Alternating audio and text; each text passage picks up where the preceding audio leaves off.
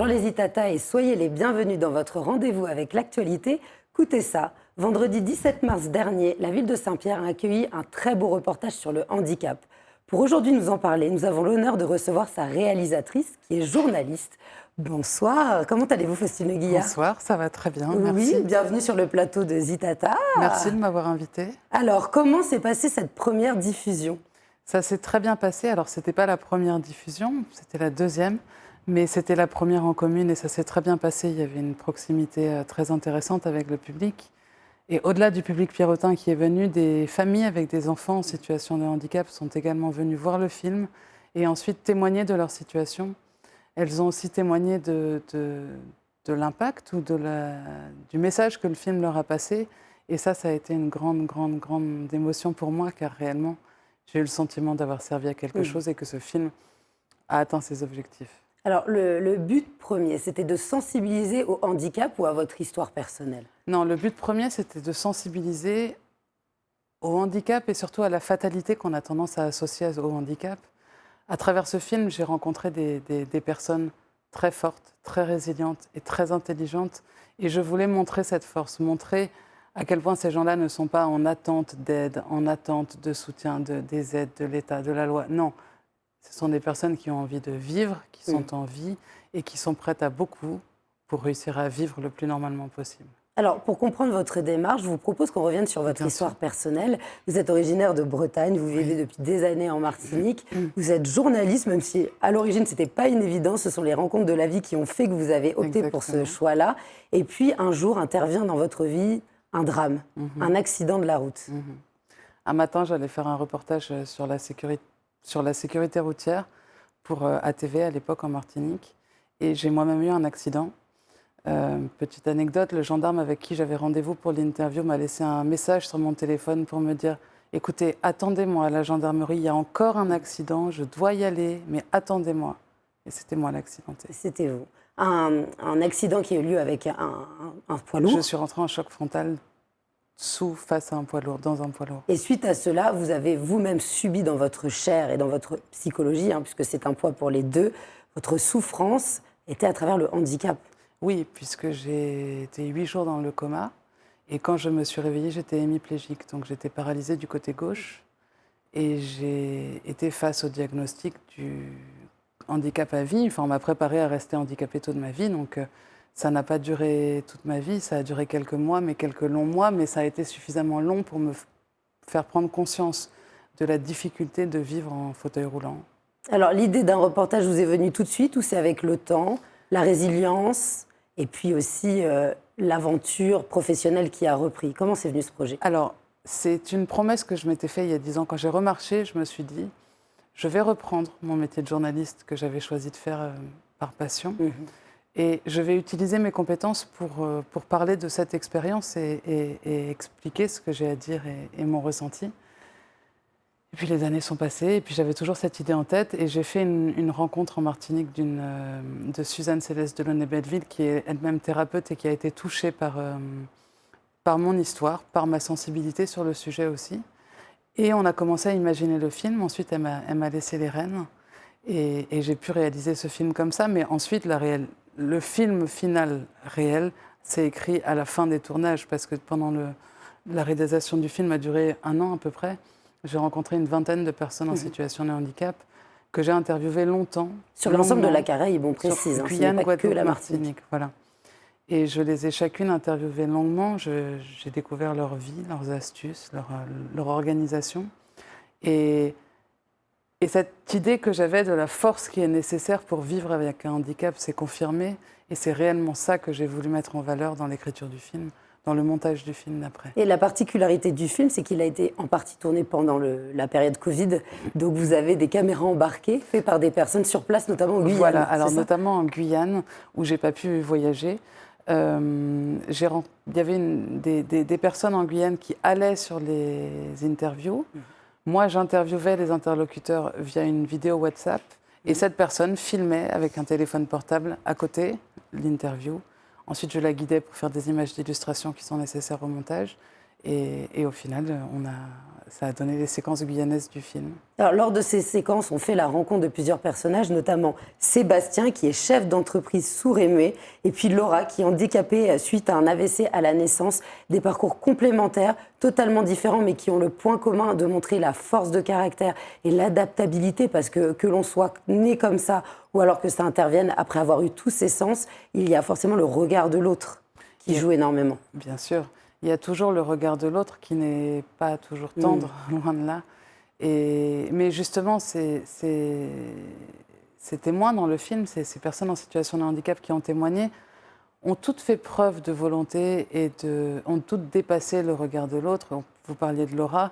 Laura est une jeune fille qui voulait faire du cinéma, mais qui a des difficultés d'élocution un petit peu. Et on lui disait forcément, mais non, mais jamais, toi, mais jamais, le cinéma, jamais. Et elle a dit si. Aujourd'hui, elle est inscrite dans une école de cinéma à Paris et elle suit son parcours et elle réussira. Et surtout, elle s'adapte ou les choses s'adaptent à elle, ça dépend, puisqu'il peut y avoir un matériel que les personnes vont choisir dans leur quotidien, qui vont leur faciliter les choses. On fait la rencontre d'un couple, parce qu'il y a aussi des couples handicapés qui se sont mis ensemble, et puis qui expliquent lors de votre reportage qu'ils facilitent le rangement, qu'ils se repèrent à certains endroits. Bon, bien sûr, il y a le braille que tout le monde connaît, mais il y a des astuces du quotidien. Il y a plein d'astuces. Ce couple, par exemple, présente une application qui permet de reconnaître les billets de banque. Alors, c'est assez drôle parce que le monsieur présente cette application comme une réelle solution pour lui, parce que forcément, quand on est malvoyant, il faut toujours solliciter les autres. On ne sait pas forcément quand on est dans une boutique qui est autour. C'est des petites astuces, des petites applications du matériel qui existe aujourd'hui et qui permet d'assurer vraiment le quotidien, je pense, de toutes les personnes en situation de handicap, celles qui sont mobiles. En revanche, le problème sur nos territoires, c'est l'accessibilité à ce matériel, qui peut être acheté sur Internet, mais qui du coup a des coûts beaucoup plus importants. Et il n'y a même pas toujours de magasins relais sur les territoires. Alors d'où l'importance du monde associatif, et puis aussi de la famille, on y reviendra, mais le monde associatif est très présent aussi lors de vos interviews, montre à quel point on peut accompagner, on peut aider les gens qui n'ont pas forcément la chance dès le départ d'avoir une psychologie plus forte ou d'avoir la famille aidante. Et puis il y a l'art, l'énorme place de l'art, de la danse, de l'expression artistique. Qu'est-ce que vous en avez ressenti ? Moi, je trouvais ça magnifique que des personnes en situation de handicap puissent danser, puissent aller en baie de Fort-de-France, faire du kayak, découvrir la mangrove, même si elles ne voient pas, elles entendent. Et on dit toujours que quand on perd un sens, on en développe un autre. Donc j'ai trouvé ça très très beau. Et puis j'ai trouvé que c'était une grande leçon également pour tout un chacun finalement. Parfois on est dans un environnement magnifique, on a la possibilité de faire des choses. Et pour X, Y raison, on trouve toujours des freins. Là, ces personnes qui de naissance ou par les expériences de la vie pourraient avoir un frein, le font quand même et montrent à quel point c'est épanouissant et c'est nécessaire à leur bien-être. Alors, l'interview permet de découvrir les métiers qui sont autour du handicap, des personnes qui n'ont pas de problème a priori et qui vont être là pour aider, qui font preuve d'une énorme patience, d'humanité, d'empathie, il faut le dire, pour exercer ces métiers. Ouais. Je pense qu'il y a des choses qui sont assez méconnues. On s'aperçoit de coachs qui sont là pour leur expliquer. Quand c'est avec la MEDAV, ils vont partir, c'est en Martinique, qui vont détailler, les faire parler sur leurs ressentis. C'est vraiment important de souligner que ces personnes sont le pilier, ces aides-soignants. Ces équipes associatives qui accompagnent les personnes en situation de handicap à travers différentes activités sont essentielles parce que parfois c'est compliqué pour les familles de gérer. On est seul avec son proche en situation de handicap. Donc c'est compliqué pour la famille, c'est compliqué pour l'entourage. Et ça peut aussi être compliqué pour le jeune de toujours s'adapter, de toujours être différent, de toujours... Là, il se retrouve entre jeunes en situation de handicap et les associations sont des vrais piliers pour les activités, mais ce sont des vrais piliers psychologiques puisqu'en général, les encadrants sont formés au handicap avec toutes les dimensions qui existent autour. Mais finalement, est-ce que l'entourage n'apprend pas, par la résilience, de ce manque d'autonomie, de faire face au drame? On n'en ressort pas un petit peu grandi? Je pense que, en tous les cas, tous les parents d'enfants en situation de handicap que j'ai rencontrés m'ont tous témoigné de la force que leur enfant leur a donnée, qu'ils le veuillent ou non finalement. C'est-à-dire qu'ils ont eu le choix à un moment donné dans leur vie de dire « je subis » ou « j'essaie quand même de rendre mon enfant heureux et de l'aider à trouver sa place ». Les parents que j'ai rencontrés ont plutôt fait ce choix. et ont tous témoigné de la force que ça leur a apporté et de la meilleure personne qu'ils sont aujourd'hui, plus forte personne qu'ils sont aujourd'hui. Est-ce que vous pensez que ce message vis-à-vis de la tolérance, de l'acceptation de l'autre avec ses différences a évolué dans la société martiniquaise? Parce qu'avant, c'était difficile, hein. Alors, il y avait la solidarité familiale, vous allez pouvoir l'expliquer, mais il y avait aussi un peu ce rejet, cette peur de la méconnaissance de la maladie. Le handicap est associé aux Antilles-Guyane. Alors, je ne sais pas s'il y a un territoire plus spécifique, mais à une espèce de croyance un peu magico-religieuse qui dit que si un enfant est handicapé dans une famille, c'est que dans les générations précédentes, des mauvaises choses ont été faites. Et donc, la famille paye le prix. Donc, pendant longtemps, mais il y a longtemps aussi, mais ces enfants étaient cachés, étaient isolés, ce qui ne favorisait pas non plus leur développement ou le développement qu'ils pouvaient avoir. Aujourd'hui, je pense que c'est plus accepté, il y a de plus en plus d'associations, on en parle quand même de plus en plus, mais il y a une autre réalité, c'est qu'il y a les discours et il y a le concret. On va à Fort-de-France, par exemple, si une personne en fauteuil roulant veut faire du shopping, c'est très très compliqué, voire impossible. Donc c'est vraiment de l'adaptation matérielle. C'est l'adaptation matérielle. Après l'adaptation, on parle de l'acceptation, de l'insertion, bien sûr, ça existe, on ne peut pas le nier, il y a des efforts qui sont faits. Mais je pense qu'il faut encore en faire et il ne faut pas considérer les choses comme acquises parce qu'on est loin du résultat optimal. Alors vous, après des années suite à cet accident, les différentes phases difficiles et d'espoir que vous avez eues, à présent vous réalisez à travers votre travail, qu'est-ce qui vous reste de ce drame ? Ce qui me reste de ce drame, c'est le message du possible. C'est-à-dire que même quand tout le monde vous dit que c'est impossible, que vous n'y arriverez pas, si vous, au fond de vous, il y a une petite voix qui vous dit « si, quand même, ça vaut le coup d'y croire », il faut y croire. Moi, tout au long de ce parcours, on m'a annoncé les pires diagnostics. C'est-à-dire qu'au début, j'étais morte. Ensuite, j'allais avoir de grosses séquelles neurologiques irréversibles. Ensuite, j'étais paralysée et c'était irréversible également. J'ai réappris les couleurs, j'ai réappris à lire, j'ai réappris à écrire, j'ai réappris à marcher, j'ai réappris à bouger mon bras, à utiliser une caméra malgré le petit handicap qui reste au bras gauche. Je crois que c'est vraiment ça le message que je veux faire passer, c'est écoutez-vous, faites-vous confiance. Et c'est toujours possible. On n'a pas tous le même modèle, on n'aura pas tous la même vie, mais c'est toujours possible d'arriver à faire ce qu'on souhaite, je pense. Et chaque personnage fait son chemin de manière différente. Chaque personnage fait son chemin de façon différente, voilà, mais atteint son objectif, son propre challenge. Alors le reportage ayant eu un très bon accueil à Saint-Pierre, il est diffusé actuellement sur YouTube où on peut le retrouver. Avez-vous une idée de l'envergure que vous voulez lui donner et puis peut-être une suite? Qui sait? Alors, l'envergure que j'aimerais lui donner, c'est déjà de le diffuser, de le montrer. Ce n'est pas un film qui a été fait pour rester dans un tiroir ou même que sur YouTube. Je pense qu'il faudrait le montrer. Et j'aimerais surtout le diffuser dans des espaces suivis d'espaces de parole, en fait, où les personnes en situation de handicap ou leur entourage peuvent prendre la parole pour parler de cette question du handicap qui est présente dans notre société en Martinique. On ne va pas rentrer dans les chiffres, mais il y a environ 20% de la population qui est en situation de handicap. C'est énorme. C'est beaucoup. Pourquoi en faire un tabou? C'est dommage. Donc moi, j'aimerais ouvrir des espaces de parole pour pouvoir échanger, pour pouvoir poser des questions, pour que ceux qui ne connaissent pas viennent interroger et la liberté d'interroger dans cet espace où parfois on n'ose pas toujours poser des questions, on est gêné. Mais là, j'aimerais ouvrir la parole autour du handicap. Et par la suite, moi, j'ai eu cet accident de voiture, un accident de voiture. Donc j'ai vécu ça suite à un accident de voiture. La sécurité routière, forcément, me touche aussi. Et j'aimerais faire prendre conscience par la suite, grâce à toutes les étapes que j'ai vécues du handicap.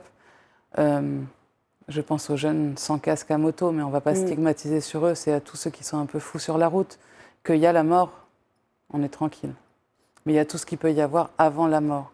Il y a le handicap à vie dont on ne se remet pas, il y a les souffrances, il y a la perte d'autonomie et toutes les conséquences que ça peut avoir pour sa famille, mais pour soi dans sa réalisation personnelle, parce que bien sûr, je parle du message du possible, mais quelqu'un qui est paralysé totalement et qui est alité sans capacité de réfléchir, le possible est limité.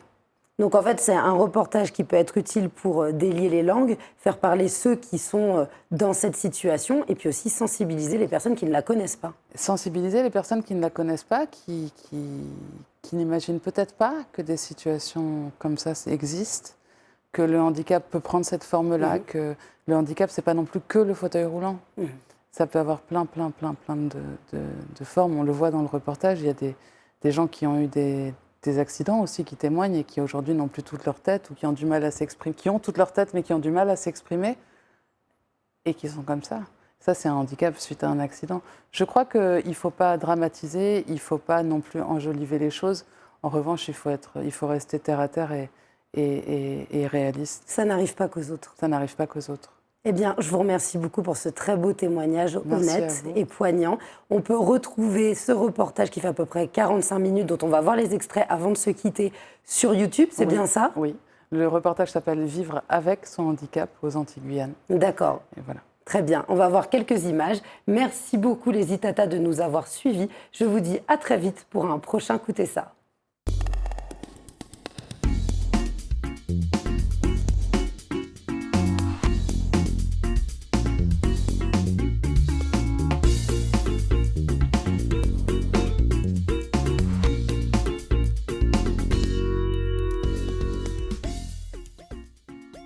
Moi, je montre en tant que je suis un chef d'entreprise, je peux être un modèle pour montrer que les sourds sont capables de s'intégrer, sont capables. Je suis une jeune fille comme les autres, enfin presque.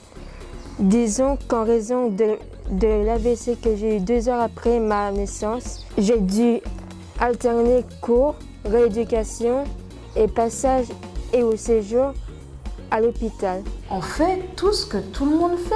Pour nous, notre handicap n'est pas une barrière et le fait d'être tous les deux en situation de handicap, on fait de nos handicaps une force.